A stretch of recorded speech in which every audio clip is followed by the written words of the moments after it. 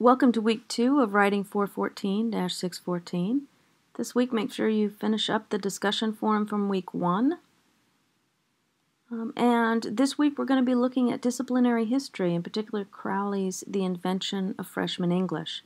This is a dense historical text, so if you find you're short on time, go ahead and jump to page 10 of the PDF, which is page 54 of Crowley's text, From Tradition to Research.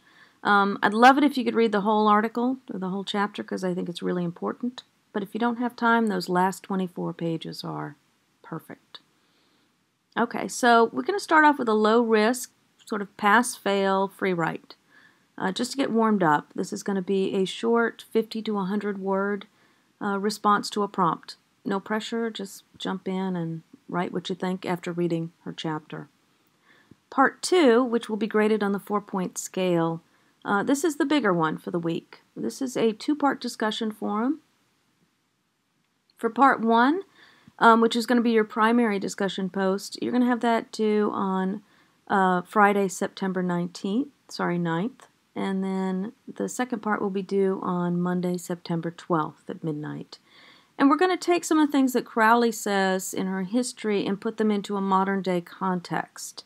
So she talks about, for example, verbal critics, associating correctness with character, things that early faculty did, and we're going to see if any of that lingers today. So what I want you to do is find an article or a website, if you can't find a decent article, that's going to sort of take these characterizations and look at them in a modern-day context again. So I'm looking at LexisNexis. And this is a database that's open to you as an Oakland student. You might have to sign in using your name and the last few digits of your GrizID. Once you do, come in here and very simply I'm going to search for texting and laziness. So texting being the modern day search term and laziness being the sort of accusation that was leveled against students in the past. And I'm looking for newspapers here. And yeah, I think I'm going to find some things. Spelling it out might be promising. Let's see. Oh, Bee in the Bonnet. There's a good one. So once I come in here, I see that, yep, laziness and texting are occurring in the same article. And I see that this person is actually associating texting with laziness and, of course, the complete decline of Western civilization. So that's a potential good article for me to analyze for this particular discussion forum. But if you want something a little bit more weighty, you might switch to magazines and do your same search terms, but for magazines. And of course, you can throw in any search terms you want here. So if I scroll down, that actually looks like it might be a good one.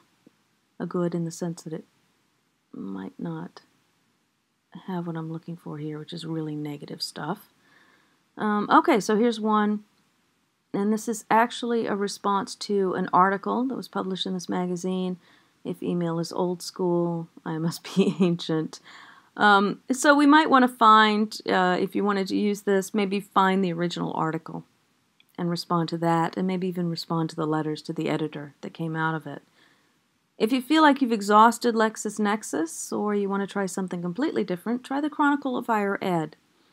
And here I'm going to actually just this time do texting. And the Chronicle is going to give me maybe some more enlightened approaches to these modern-day literacy crises. But they're also going to give me some comments. People write in and comment to the articles, and a particularly controversial article can get hundreds of comments. This one did not have that many. This is about having students text in class. And you'll see the second comment here is by Nels Heiberg, who is a compositionist and who basically says, yeah, I'll make my students stop texting in class when my colleagues stop doing it in meetings.